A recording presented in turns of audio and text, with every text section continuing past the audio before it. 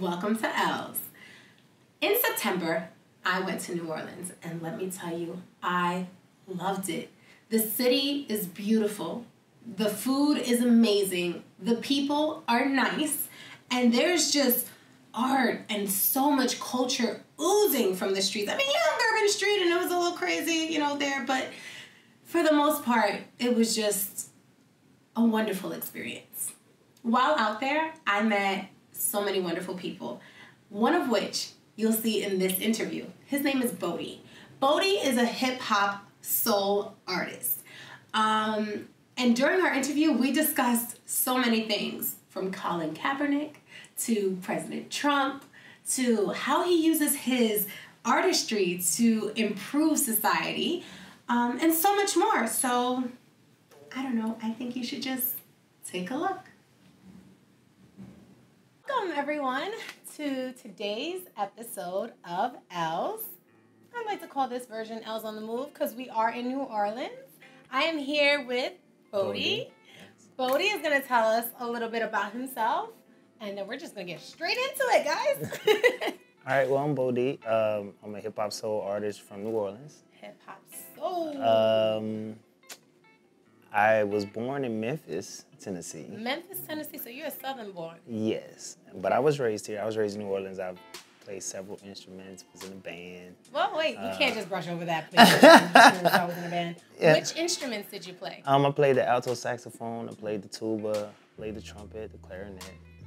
All wind instruments? Yeah.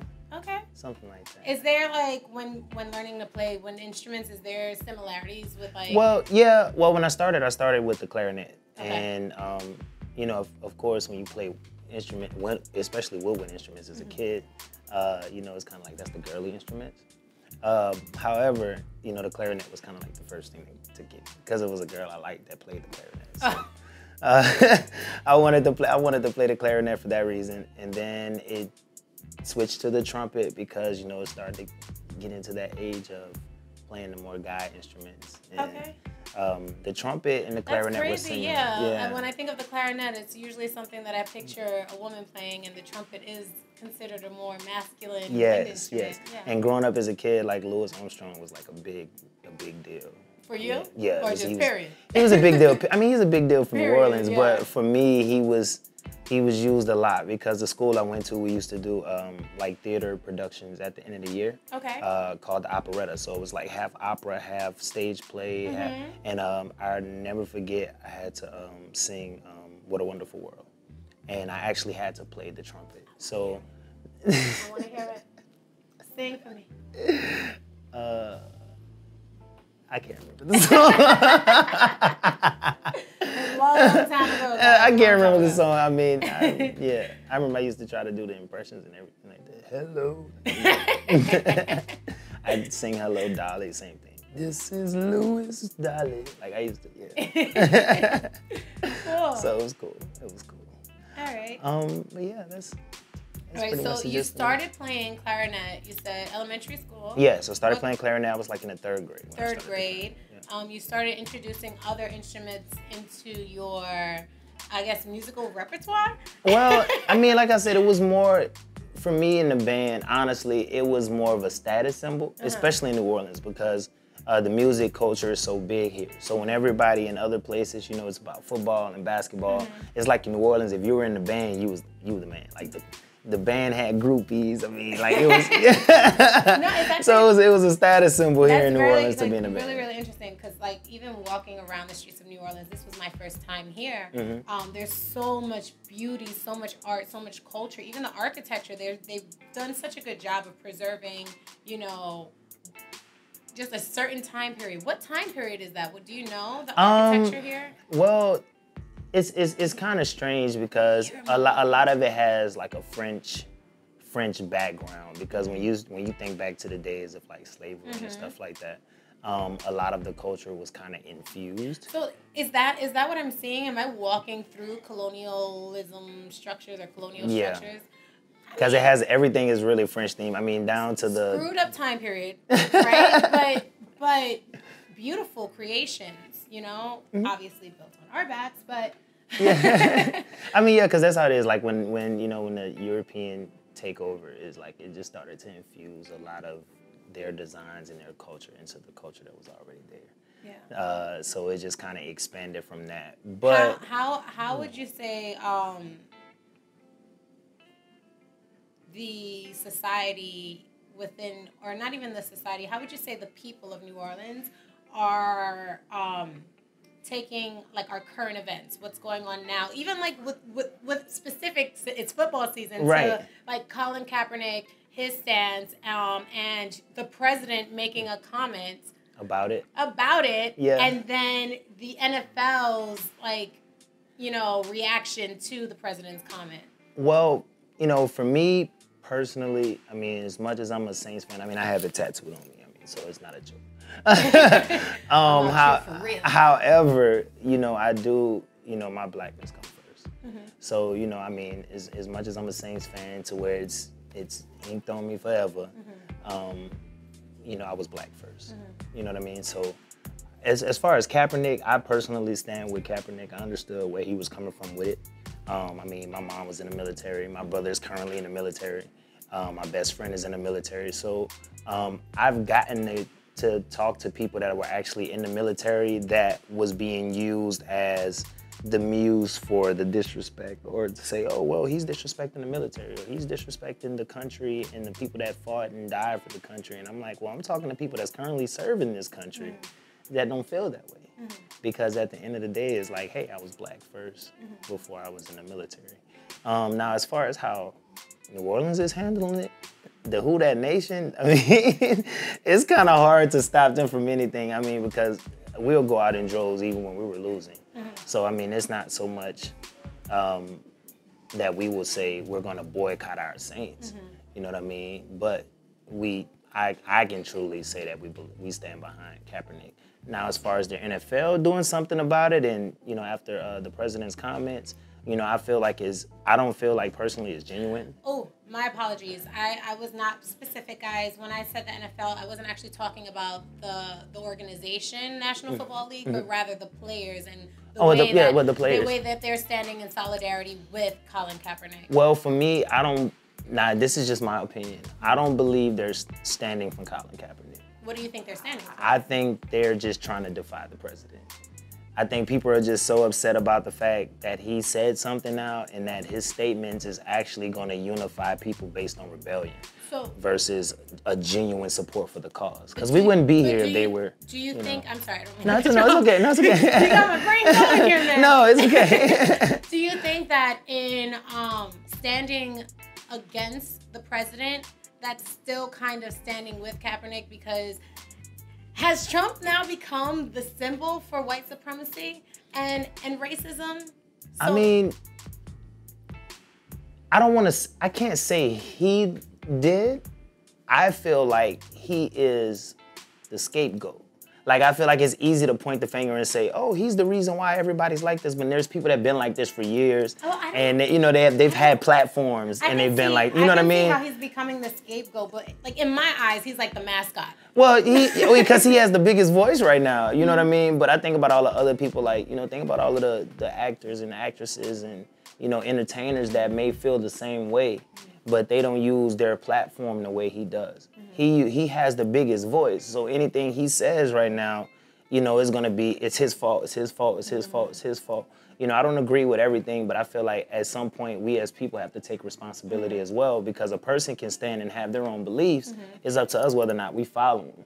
You know what I mean? So it's like if other people are feeling comfortable with their racism and other people are feeling comfortable with all of the destruction that he's promoting, you know, I'm more afraid of those people. Because he's just the one person that's saying, hey, it's okay, and I'm out, and I'm doing it, and it's fine. And now everybody's like cheering. Those are the people I'm worried about, because those are the people I'm probably gonna have to see every day. You know what I mean? Those are the people that I may feel fear because we have a president that's telling them that it's okay. So how do we move forward then? In this climate where people are bold enough to wear their you know, you know, their biases on their sleeves in a world where people really don't care, and it seemingly, because I don't want to say that the government doesn't have our back, right, but the way everything is being portrayed in the media right now, I can say it seems as though, you know, the government is not going to protect us. So how do we move forward, and how do we, you know, evoke the change and make this world the world we want to live in? I always say that it goes back to love. Like, I mean, because at the end of the day, I can say I don't think the government has anybody back, black, white, green, orange, or purple, because they're not designed to have our back. I mean, it's a money grabber. I mean, anybody that knows like the government, politics, it's about money, and they'll sell out white, black, green, orange, whatever, if it means $1. Because when we go out there to fight that war, it's not gonna just be black people out there. You know what I mean? It's gonna be white brothers and sisters and white parents and white grandparents that are out there fighting this war too, and they're losing their lives too. Okay. You know, so at some point as a people, we have to understand that love is gonna like outweigh all of that. Because I mean, that's what we're here for. I mean, we're here to love each other. Like, we all come from each other. So, you know, for me, I don't want to seem like I'm cliche by being one of those people saying, "Oh, I don't see color." It's like, no, I'm one of those kind of people that I'm a realist. Yeah. And I feel like every man or woman should take responsibility for the things they say, things they do, and not use somebody else as an excuse for why.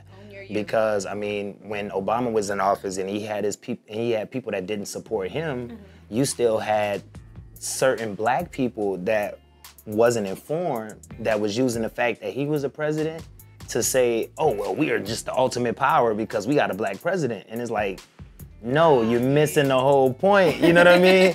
So it's kind of like when the roles are reversed, it's like, you know, as black people, we're the first ones to raise our hand and say, oh, you're doing something wrong. But it was like when those shoes are on the other foot, we were doing a lot of the, oh, we got a black president, so we should be able to do this. Or we got a black president, so we should be able to do that. So it's like at some point, somebody has to step up and say, I'm going to be the difference.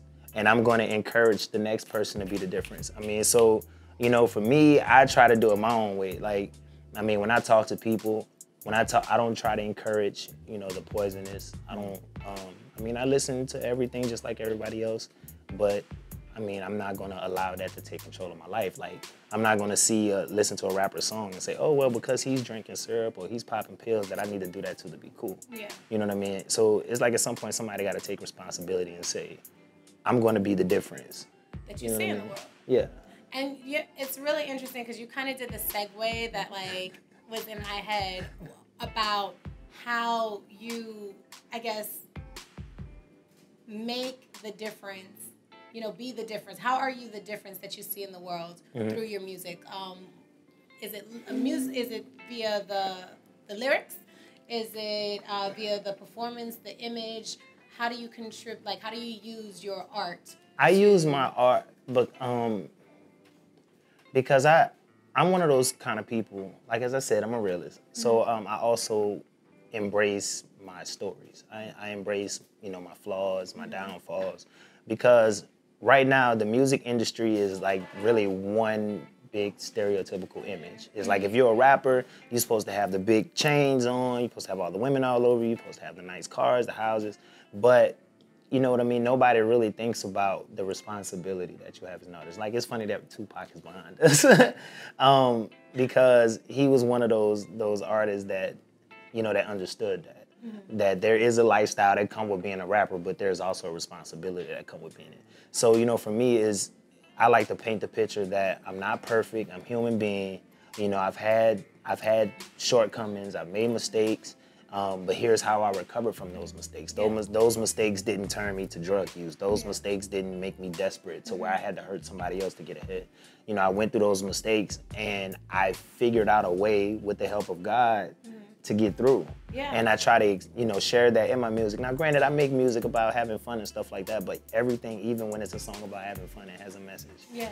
There's a quote that I'm going to paraphrase, but it's part of like the Buddhist philosophy, and it basically says that the hardest struggles are reserved for the greatest warriors. Basically to say, like, you know, if you're going through it, if you know, have like that convoluted past or whatever, that doesn't have to define who you are. That doesn't mean that's the lane that you're stuck in. You know, you can use that to fuel, you know, the great that you can do for the world. Yeah. And I try to use that with my example because, you know, I used to hear a quote a lot, and I could be paraphrasing, I'm saying it right, but it said an ounce of experience outweighs a pint of advice. A pint of advice. Say that for me one more time. An ounce of experience outweighs a pint of advice. I don't think they got it. Give me one more time. An ounce of experience outweighs a pint of advice. Love it. And it's because I try, and I say that to say that, you know, everything I speak from is true. I mean, all of my music, if it sounds wild, chances are if you talk to me, it's true. It's true. It's either something I've experienced or somebody really, really close to me experienced, but I've seen it with my own eyes. If I write about it, you know what I mean? It's your truth. Like sometimes people that know me or hear my music and look at me and be like, man, I can't believe you just said that. You know what I mean? Like, it's because they'll know the story. So they'll be like, dude, I can't believe you just said that. Like, how you think they're gonna, you know what I mean? Like, I'm one of those kind of people. I'm like, I'm not afraid. You know what I mean? I'm not afraid of who I am. I don't. You know, because other people are going to relate to that. Exactly. Like, why are you in my head? Exactly. Like, your experiences can touch somebody. Somebody might be going through the exact same thing. They might feel alone. Like, you tell your story, and then they're like, oh, thank you, God. I'm not like, yeah, like somebody else has been through it. Yeah, and it's hard, especially when, because, you know, I talk to some artists all the time, and a lot of artists kind of get into this mindset of, oh, if I'm successful or if I'm good, I'm too good for anybody. And it's like, I still want to hear those stories. I still want to hear how my music impact people. Even if another artist came up to me and started rapping, like, I want to hear that because I remember when I was at that point, you know what I mean, that I wanted to do the same thing if I got an opportunity to meet my musical hero. And here you go again, just doing my job for me. Speaking of rapping. He said on the fly. I cannot leave here without you giving me 8 bars of something. It could be old, it could be new. I just want to hear a little something. Okay. 8 bars. See, if I get started, then, you know. You know what? If you want to go off, you can. If you want to freestyle, you can. It's your artistic expression. Okay. I'm just here to enjoy it. All right. At the request of Darius, I must be for certain I get it right and paint my pupils all red till they no longer white. A half an hour of thinking of all my blessings and moving throughout a life that I'm certain ain't done testing. There's a lesson in the language of conversations and bad manners. To go a path that's not a God due to bad planning. I have a mission to quickly circle the planet and change it for life for betterment, minimizing the damage. I'm laser focused. Building the kingdom of gods with gold sandals and eagles sitting on shoulders. The gate is open. I'm lately hoping. People of color no longer die in the streets. While you denying the peace, my faith is broken. The water is hella deep when the failing fella to speak to the masses about the cruelty running wild in the streets. Sipping poison to preachers and preaching lies to the teachers and teachers teaching the youth of the future. The sky I'm reaching for more hope, but getting back more dope. You're thinking it's funny, but now money is no joke. It's life I'm a slow smoke. And hell but no choke. I'm speaking in metaphors. That's word to the slow folks. My future is so goals. A con with more pros. A legend, I'm one of those. At least I think so. The pressure of being the greatest ever and staying true to yourself. Selling your soul for millions of dollars. Come sign me up. I'm a bad man, doing bad man. Came from nothing but a single mother, troubled black man. You off. My father ride for me daily. My mother loved me. I'm educated. I made it to college. That's not for nothing. Not offended by perceptions you made of me in your public. I won't lie. Stop. Oh my God. I'll stop. That's beautiful. There's so much depth in the lyrics here in New Orleans. I'm loving it. Thank you for that. Oh, you're welcome. I can't even ask you any more questions because, like, where do we go from here? Where do we go from here? Guys, thank you for tuning in. This has been ELZ, my version, ELZ on the Move. This is BoDee. Follow him at The Real BoDee. Again, at The Real BoDee. TheRealBoDee. Or you can go to my website, BoDeeofficial.com. BoDeeofficial.com. Got merch. I am your host, Lynette Elouise, but you can call me ELZ, please. Ciao. He was kind of awesome, wasn't he? Anyways. Thank you for watching ELZ. I just want to make sure that you go follow BoDee at The Real BoDee on Instagram. That's spelled TheRealBoDee.